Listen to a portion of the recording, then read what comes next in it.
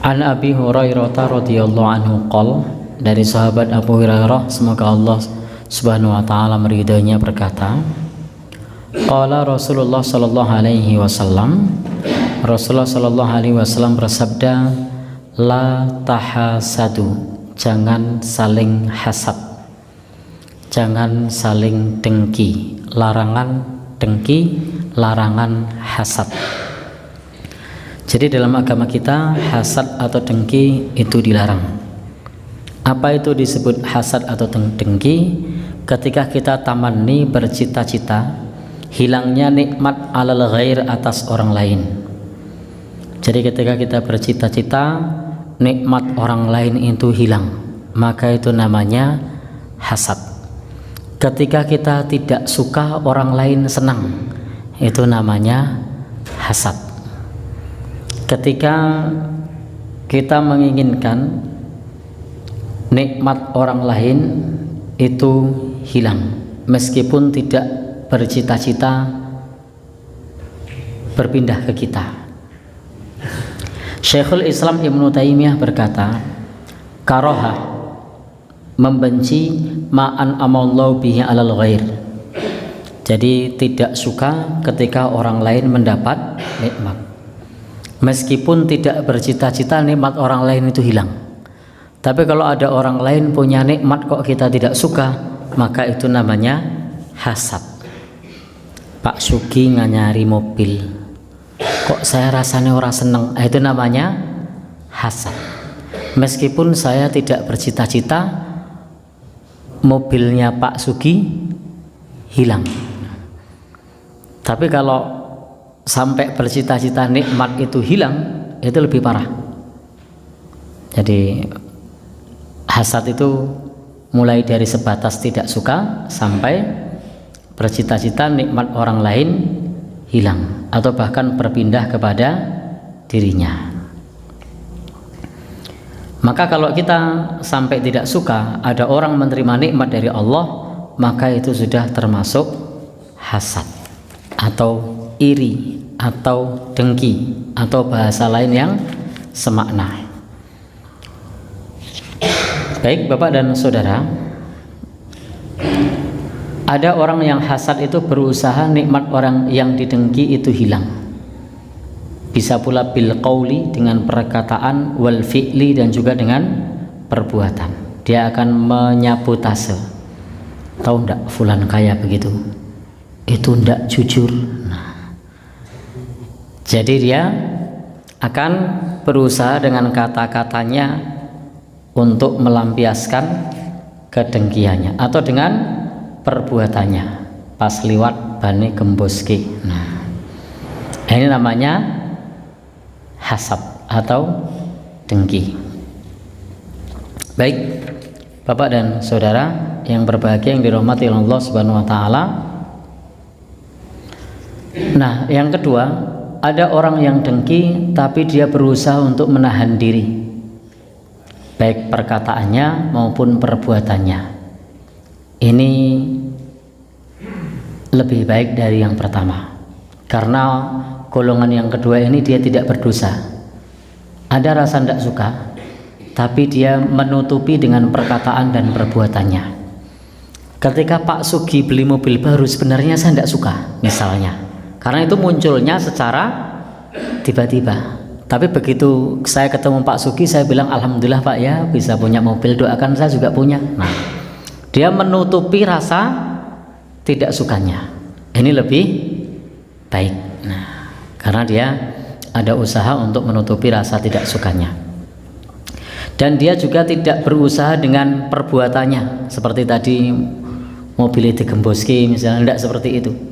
Justru ketika Pak Sugi bilang, wah ban saya gembos, dibetot tengen kula mohon Pak, kula kompo. Nah, jadi dia ada rasa tidak suka, tapi berusaha untuk melawan rasa itu. Ini tidak berdosa. Karena kadang-kadang sebagaimana disebutkan oleh Imam Hasan Al-Basri, ada tipe orang yang seperti itu. Dia iri tapi berusaha untuk menutupi rasa iri itu dan melawannya.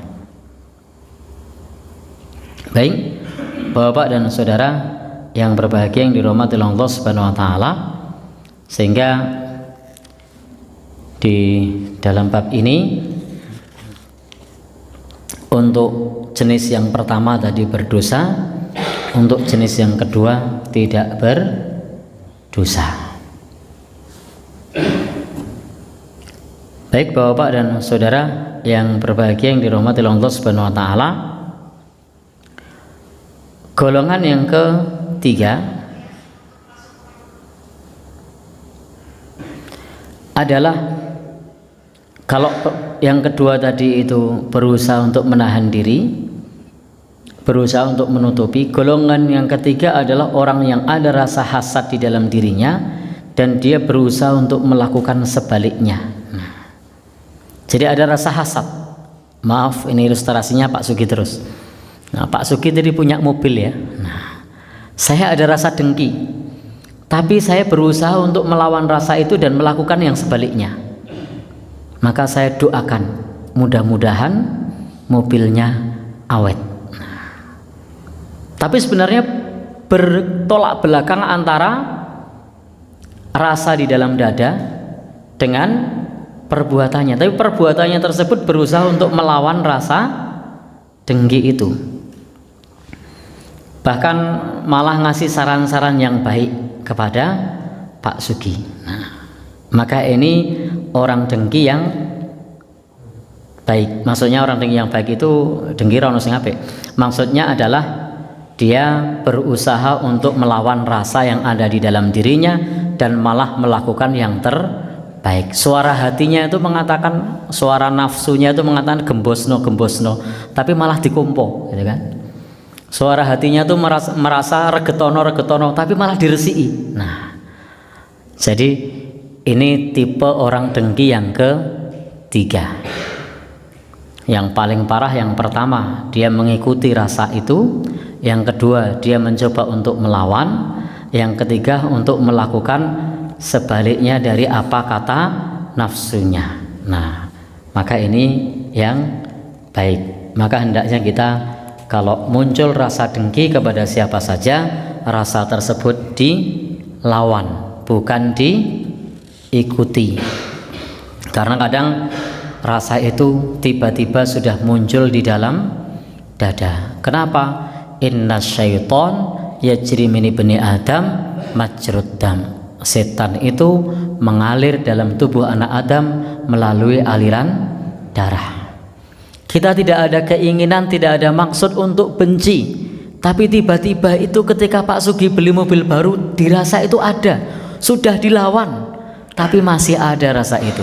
Nah, maka usaha kita kalau memang ada rasa semacam itu, dilawan, tidak usah diungkapkan, lakukan yang sebaliknya, bukan melakukan apa kata nafsunya. Kira-kira bisa enggak itu? Pernah ada rasa begitu? Iya. Susah tuh Pak ya. Tapi bisa dilawan ya. Baik. Ojo malah diungkapno, aku geding, nah, jangan. Nah, jadi baik. Bapak Ibu, suatu saat ada pengukuran tanah oleh BPN. Ternyata tanah kita kena sejengkal. Dirasa itu berat sekali itu, kena sejengkal. Tapi berusaha untuk lapang dada dan mengatakan, monggo Pak, ini haknya jenengan. Memang gambarnya begitu kok. Tapi di sini itu mintip-mintip. Nah, itu lebih baik. Nah, dibandingkan kemudian malah justru menebarkan kebencian.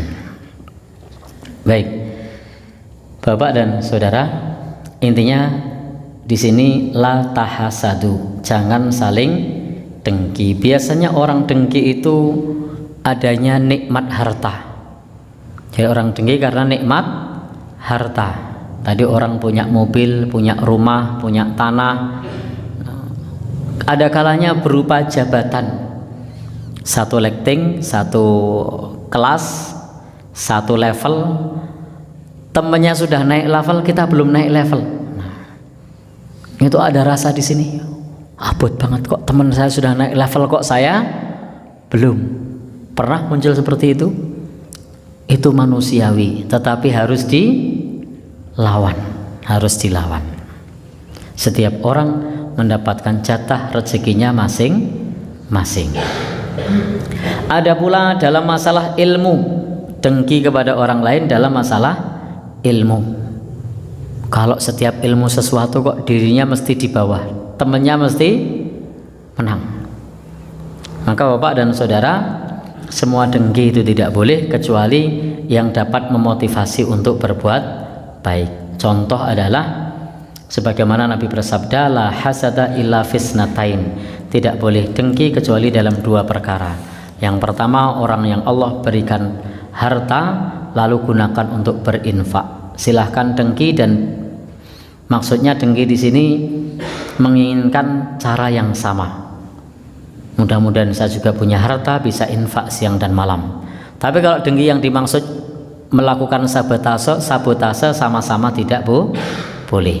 Atau yang kedua, dengki kepada orang yang Allah berikan Al-Quran, Allah berikan ilmu, lalu dia amalkan siang dan malam, dia baca siang dan malam. Maka kita boleh untuk ikut seperti dia, serupa. Tapi sama, tidak boleh mengharapkan orang lain tersebut nikmatnya hilang. Itu namanya ghibthah, para ulama menyebutnya ghibthah.